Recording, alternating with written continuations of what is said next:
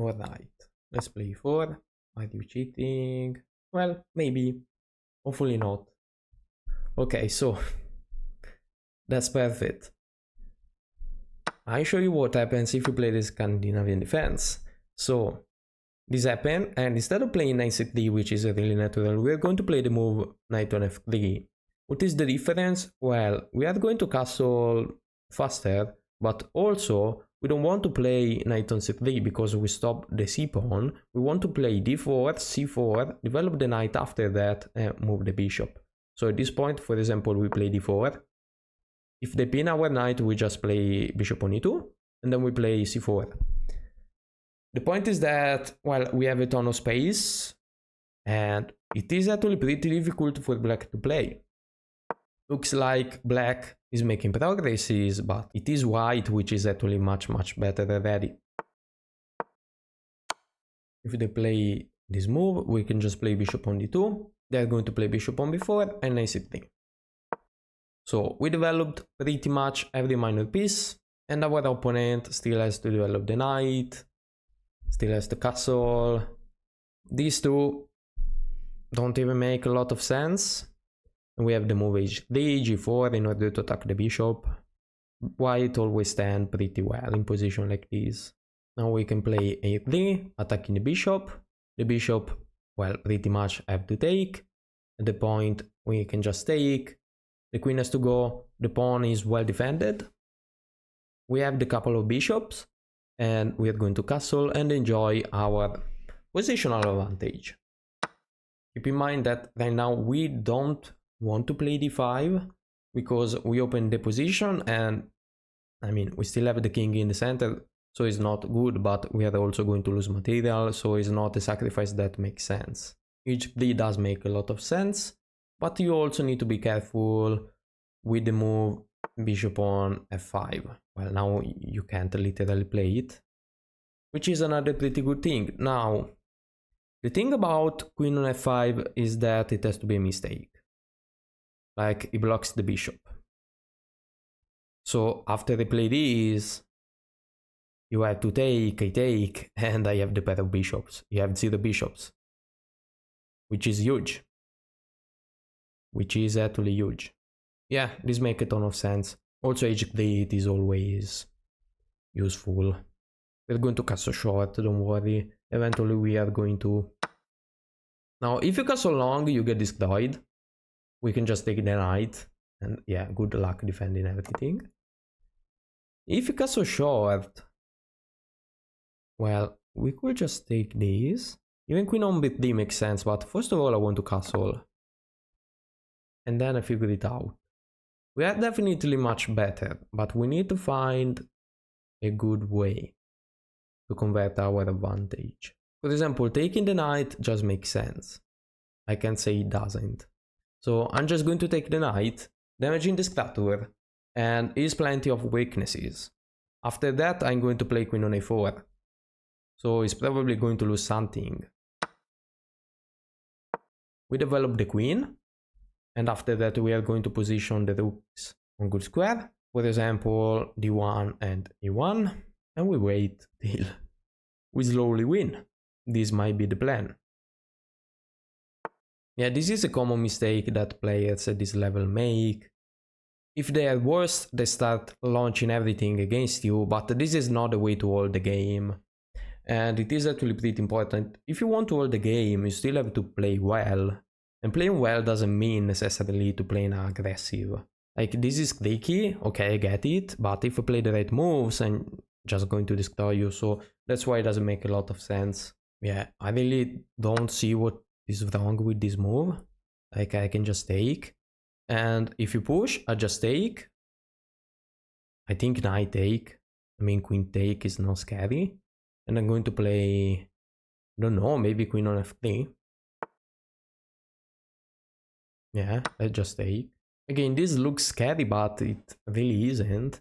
I mean, the only plan you have is going to mate me this way, but I also have the move g3 and bring back the queen.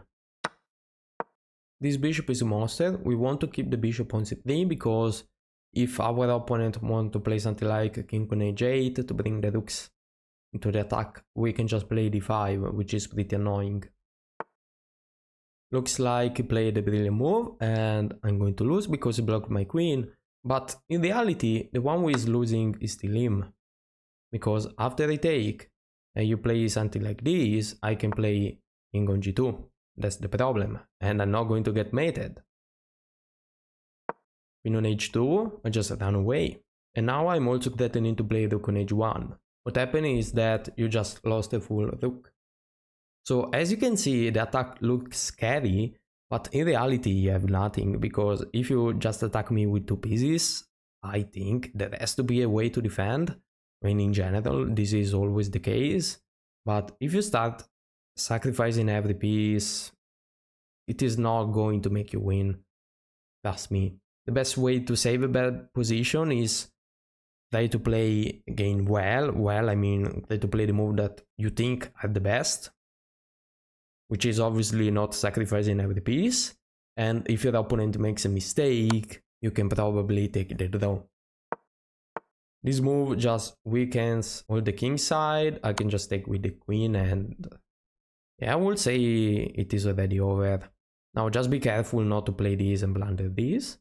So the rook has to stay on this square. This is pretty important. But again, I don't see a way for my opponent to make any decent progress. Let's say you play king on h8, I'm just going to push this pawn and mate you. That's the problem. Yeah, that's over. You have 0 checks, at least, I mean, decent ones.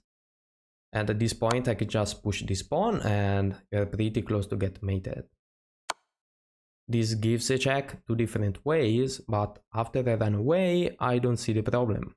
In order to avoid any tactic, I would say this has to be the best move. King on g2, you just have 1 check and I can run away. And the problem now is that your knight is pinned. You cannot move it. And I'm going to win it, of course. So yeah, you can already resign. And just move. 0 problems. You can sacrifice the queen, okay. This is not going to make you win or the draw. Again, just be cold-blooded. We don't have to trade everything, because, I mean, we have more material. We have a better move, which is this. The point is that your knight is still pinned, your rook is under attack, and I'm not going to trade in this case, I'm going to win material. This is really important. If you want to convert a position, when you can win more material, just win it. I know I say a lot of time you can sacrifice some piece in order to make the position easier, but if you have the chance to win material, of course you have to go for it. If it is pretty simple, like this is pretty simple. Everything is under attack. This move doesn't make any sense. We take with the bishop. It will be mate, so you need to go with the rook. And after that we play queen on f8, so it is mating 2. Alright, so this is the accuracy. Let's see the analysis. So starting with the game, obviously this is a line, this is all theory. Yeah, at this point h3 was better. I thought that h3 was better, but I didn't remember the full line. Although even c4, it is a move, still theory. Yeah, they play this, but I just have bishop on d2 and knight c3. These two are just a weakness, are not something good. We play e3. Okay, so apparently this move is good. I don't understand why. I can just play h3 and I have the pair of bishops. They castle. Now we can just castle. They play this. Yeah, taking the knight is the best move. Just damage the statue, makes sense. And we just enjoy our advantage with up a pawn. As you see, playing g5 doesn't make any sense, because I can just take the pawn and say, well, you still have nothing. In fact, if you play this move, well, I should have just played h4, but I could also take, and after I play g3, and say, well, you don't have anything. Apparently he has something, but let's say you play f3, for example. Well, I wasn't sure about this, but now that I think about it, the knight on e3 doesn't a lot, so it makes sense. But even after this, he's saying rook on d6, but you should still be fine, because I have queen on g2. Queen on g2 is saying e5, well, I get it, but I can just take and push the pawn. It's not really simple to create a winning attack from this. But again, if you sacrifice the rook for no reason, you're not going to win. Now, this is not a mouse leap. It kind of makes sense. You want to mate me this way, although you also have to think that this is not a mate. That's the problem. So you shouldn't be scared. We just take king on g2, basically only move. King on f3 first, and we win. We take the pawn, full-blooded. We win. Just keep attacking. Of course, you cannot be passive, because, you know, these pieces are pretty close to our king. We don't want to give our opponent any time, so we can play the move d6. d6 is good because we can play d5. That's the point. You play this, d5. You block with the knight, we go back again. Our opponent doesn't have anything. Queen on f3 check, we just move. Now they play this, again. You don't want to trade everything.